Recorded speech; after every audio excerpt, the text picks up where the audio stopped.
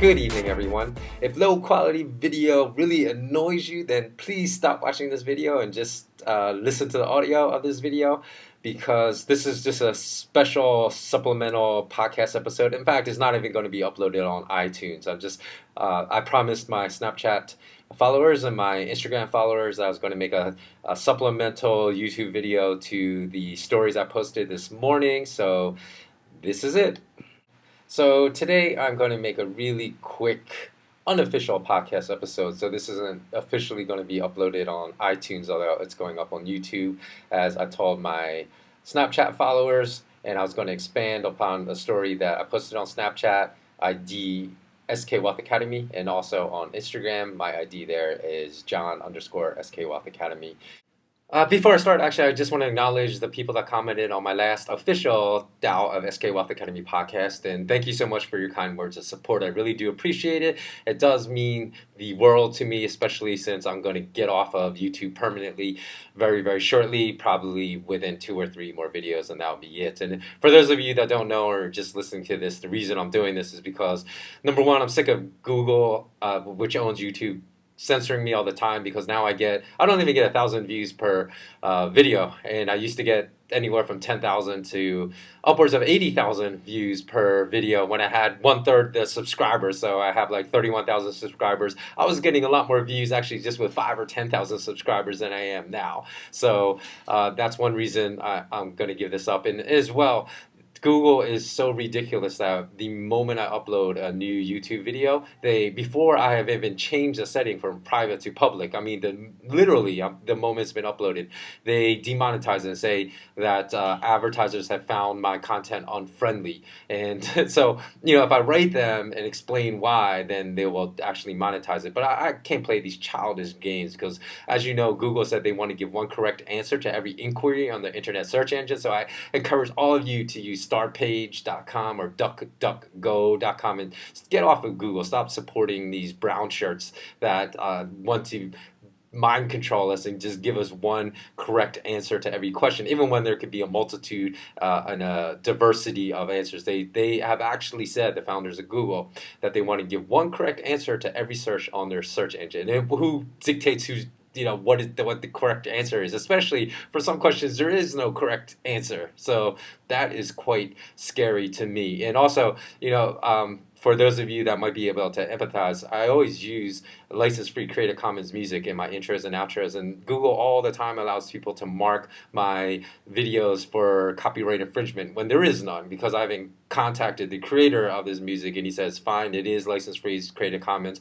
And then, they go through this all charade again, and I have to write them and say, look, what are you doing? It's license-free Creative Commons music, and they'll take off the copyright claim, but the copyright claim also directs the money to the person that made the copyright claim if I don't challenge it. So you see how it's a waste of my time. And then when they take it off, they allow someone to immediately put another copyright claim just a month later, even though it's invalid and it's a fraudulent claim. So these stupid games I'm going to get off. But you can always follow me, because I'm going to keep podcast episoding on iTunes and blueberry.net.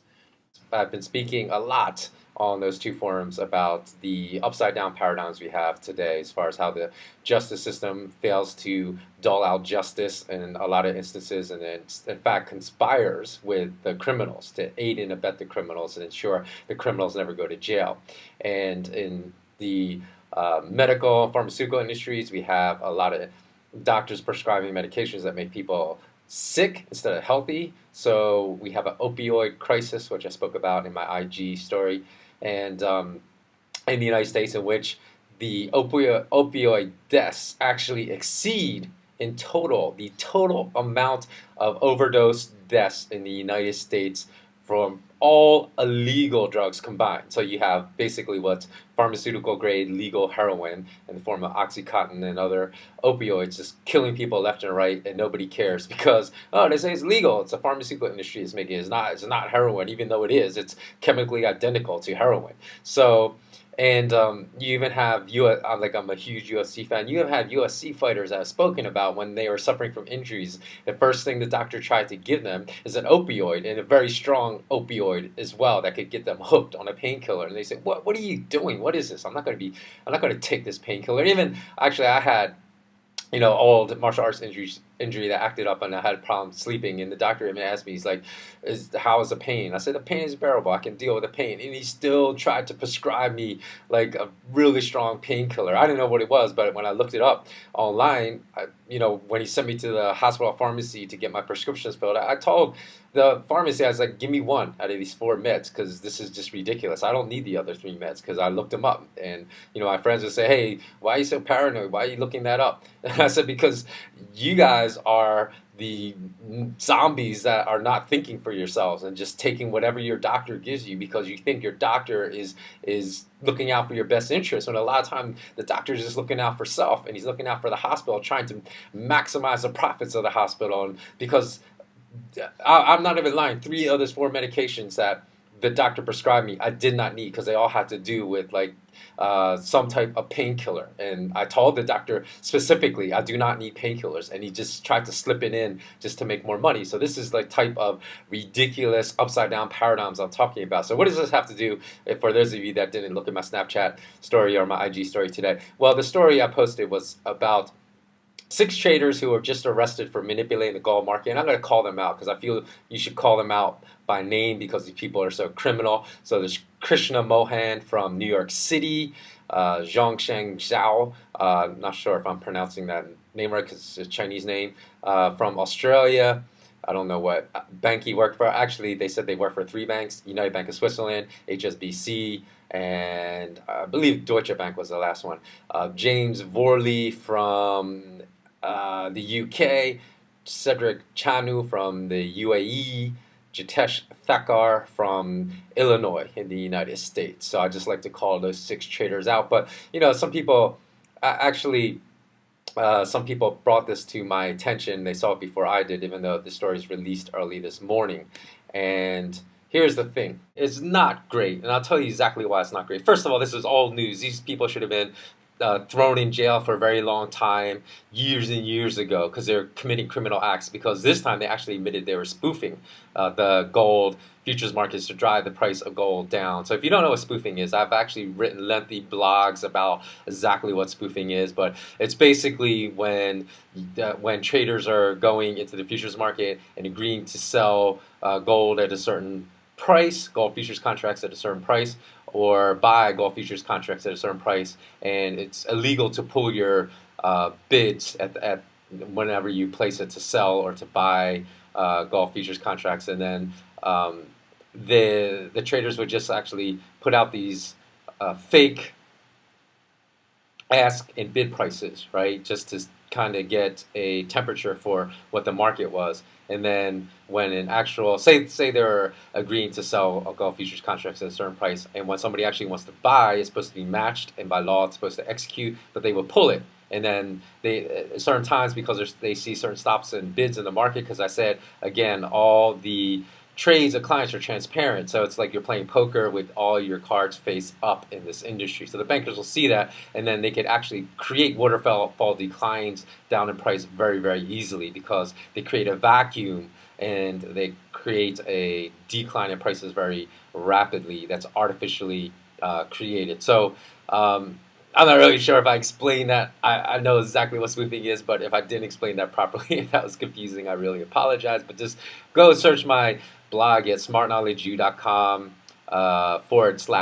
/blog and just search for like spoofing. You'll find a very clear explanation there. But in anyways, it's a criminal act, and it actually goes back as far back as 2008. I wrote a letter to a top regulatory agency as far as commodity prices in the United States, the CFTC, Commodity Futures Trading Commission, and I sent them data. And here's an interesting thing, because within 15 minutes of me sending this data, I said, please look into this because you got to stop this criminal activity.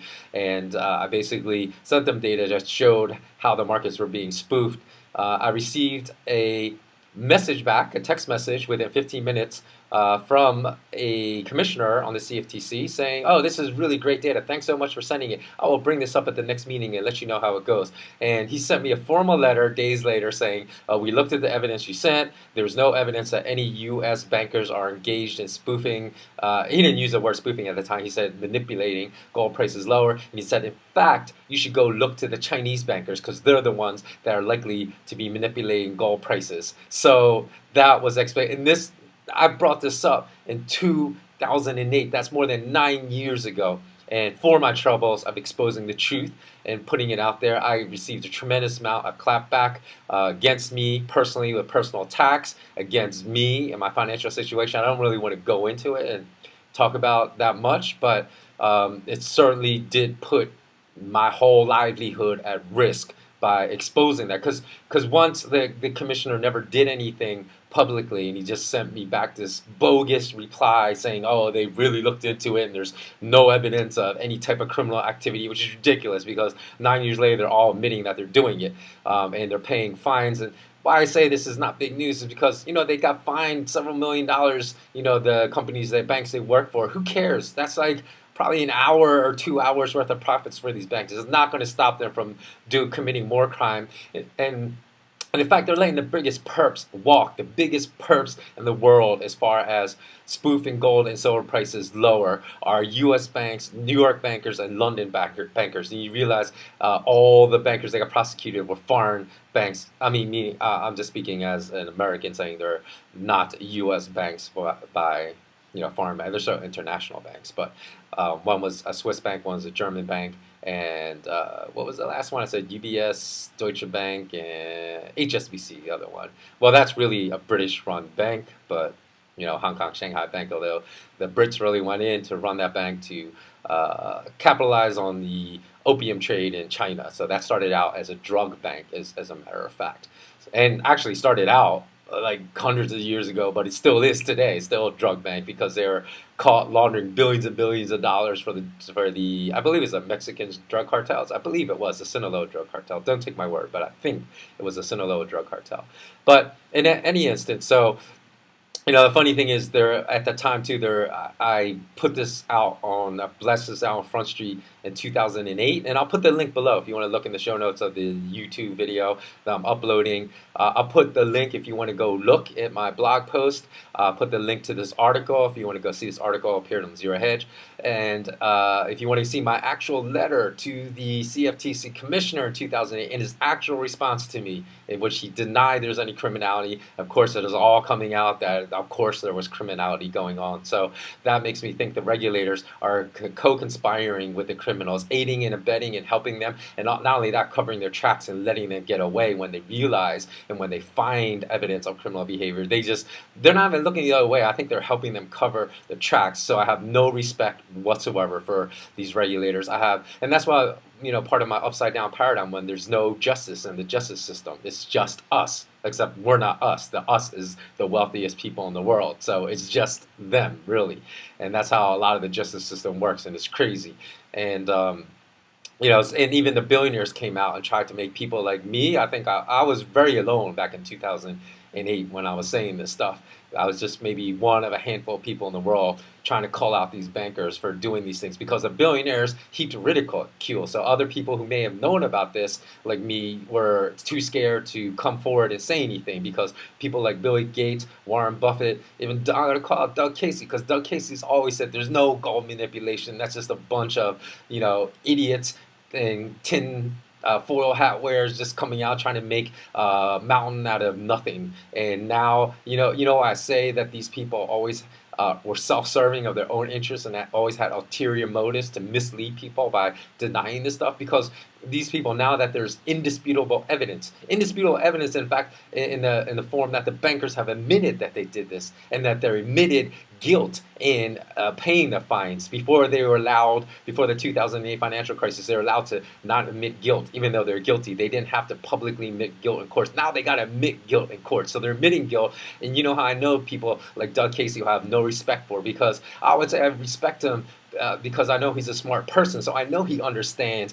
that, of course, there was gold price manipulation and silver price manipulation going on, but he'd always deny and try to call people crazy that said there was. And if he were really sincere, he would have come out by now with this indisputable evidence and indisputable admissions by bankers that indeed they engaged in this type of criminal behavior. He would have said, "Oh, I'm really sorry for trying to call people out that said there was this massive manipulation going on and trying to discredit and marginalize them." And he hasn't made any type of these admissions, as far as I know. If I'm wrong, you can comment below, and then I will apologize for saying that. But I don't think so. So it doesn't appear there's any sincerity going on whatsoever. So that's just a very short video I wanted to make today. Let me know what you think below. Please leave a comment. And also to update people, I did say I was going to put up another podcast episode about connecting the dots in 2018. I actually have recorded it, just haven't had time to edit it. So just to update people, because I know I said I was going to try to upload it in the next week or so, and it's now getting past the dateline I gave for that, so it's probably going to be uploaded early February. So sorry, I have been extremely busy, but I will get around to uploading that. So that's all for today. So long, everyone. Have a beautiful day. Remember to remain intensely curious, because curiosity will further your intellect and further awakening to the truth.